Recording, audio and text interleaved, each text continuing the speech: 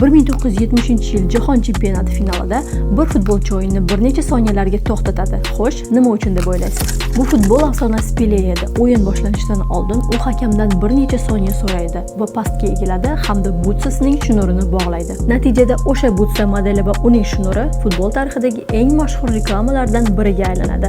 Bir dona shnur millionlab tomoshabinlar e'tiborida. Bu shuni ko'rsatadiki, sportda hatto eng mayda detallar ham juda muhim.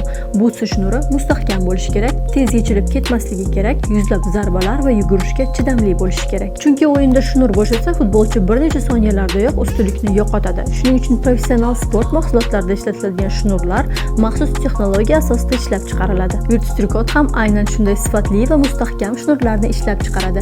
Bu oddiy ko'rinishi mumkin, lekin ba'zida katta sport ortida birgina shnur yotadi. Shu kabi qiziq ma'lumotlardan xabardor bo'lish uchun Instagram sahifamizga obuna bo'lib, like bosishni unutmang.